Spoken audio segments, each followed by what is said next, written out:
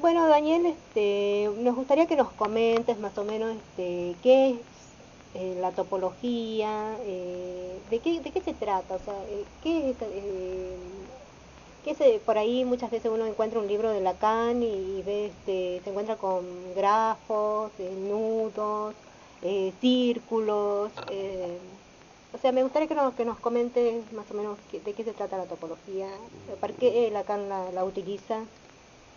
Bien. Bueno, primero deberíamos diferenciar lo que se llama la topología general del uso que hace Lacan.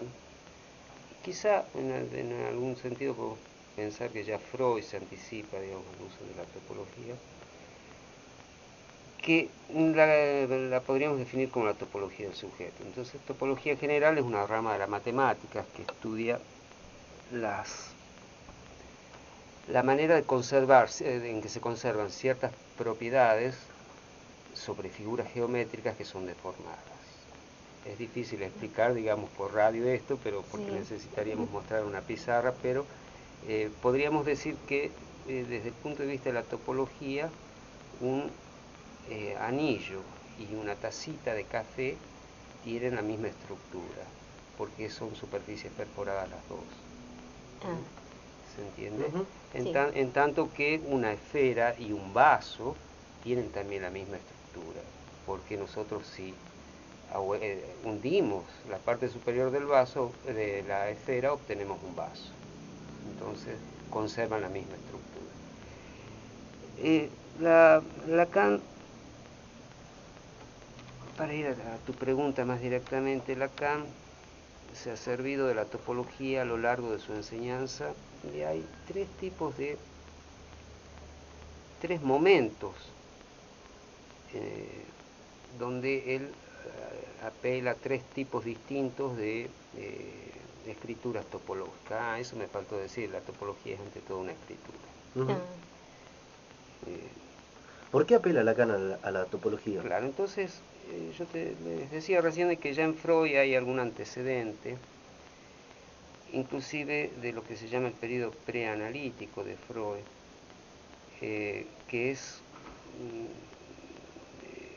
el recurso a los esquemas para tratar de escribir de otra manera su concepción del aparato psíquico, Ajá.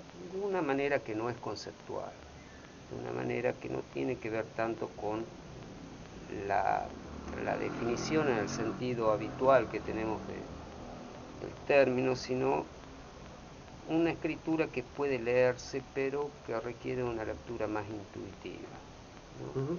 Entonces, se le llama el autoanálisis o el análisis de Freud al periodo en el que él se escribe con un amigo médico, Flies, Ajá. ¿no? Es una correspondencia cotidiana que él tiene. Y hay en una de esas cartas, cada una de esas cartas son una joya en cualquier sentido, en el sentido intrínseco del psicoanálisis, pero en el sentido literario también, ¿no? Ujú, Porque ujú. Freud era un gran escritor. Era un gran escritor, sí, sí. Sí, sí, era un gran escritor. O sea, fíjate que Harold Bloom en el Canon de Occidente dice que Freud, si no trasciende por su descubrimiento del inconsciente, va a trascender por su estilo literario, Sí, ¿no? era muy buen escritor, claro, Así claro, es, sí, sí. realmente sí. Bueno, Lacan es también un gran escritor, Ujú. pero lo que Lacan hace es gongoriza la escritura psicoanalítica, Claro, ¿no? La claro, vuelve claro. más compleja y barroca, Claro, al más punto barroca, que claro. sus escritos, él dice, mis escritos no son para ser leídos, Mm, ¿no? mm. No para ser leídos en el sentido, digamos, de una lectura por cualquiera, no, digamos, no, ¿no? cualquiera lo puede leer ¿Sí? en tanto que entienda de qué se trata, ¿no? Ah, claro. Me refiero no a una lectura lineal, Mm. Ah, ¿no? Es una lectura de la estructura, es distinto, Ajá. ¿sí? Entonces Freud ahí en la correspondencia con Flieg les decía, chicos, hay una carta en particular donde él da un primer esquema del aparato psíquico, ¿no?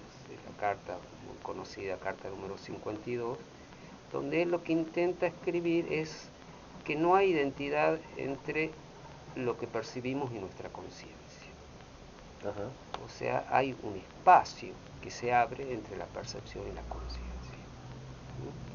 Y esto es un concepto a veces difícil de entender, ¿no? Claro, claro.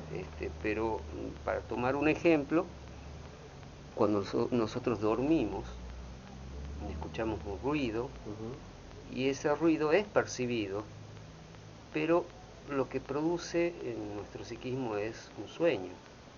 O sea, no somos conscientes del ruido. Por el contrario, lo que se despierta es la actividad onírica, que es la actividad propia del inconsciente, ¿no? Lo inconsciente es el sueño, podríamos decir. ¿Sí? Entonces Freud trata de escribir de alguna manera, digamos, no es una representación, es propiamente una escritura, esa distancia que se abre entre la percepción y la conciencia, ¿no? Y entonces hace un primer esquema. En el centro está lo inconsciente. Luego,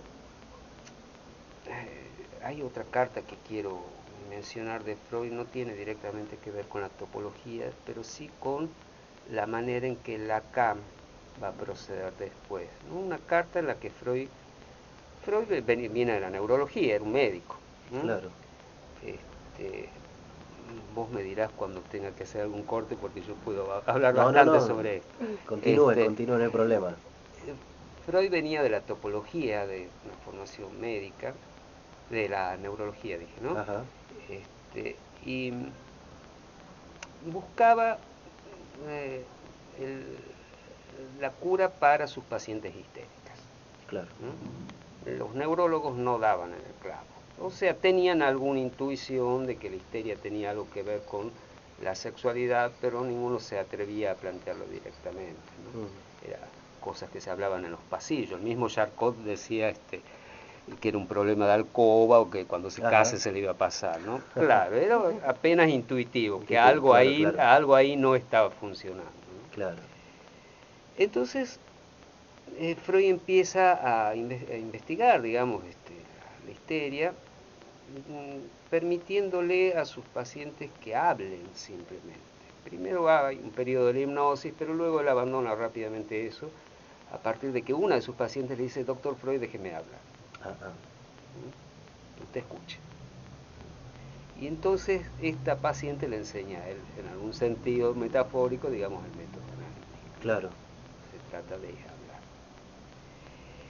Freud, en una carta que le escribe a Flies, dice algo muy interesante. Él va construyendo toda la teoría del complejo de Edipo como una estructura en la que se constituye, digamos, el aparato psíquico, pero, como te digo, buscando la explicación de la histeria como una enfermedad, ¿no? Todavía con una cabeza médica.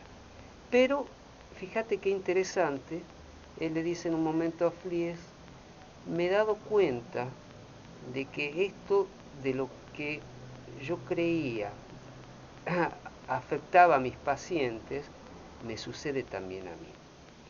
Y le ha sucedido a cada ser humano, Ajá. ¿no? En su constitución como tal, ¿no? Como sujeto psíquico. Y entonces él ahí deviene, en una especie de paradoja, él deviene analizante. Digamos de que todo su psicoanálisis no se reduce solamente al periodo de esta correspondencia con Flies, sino es toda su obra. Toda la obra de él es su análisis. Y es muy interesante porque él mismo se corrige, ¿no? O sea, no tiene no tiene como un fanatismo de su propia letra, ¿no? Él la va modificando. Ajá. Así podemos hablar de periodo.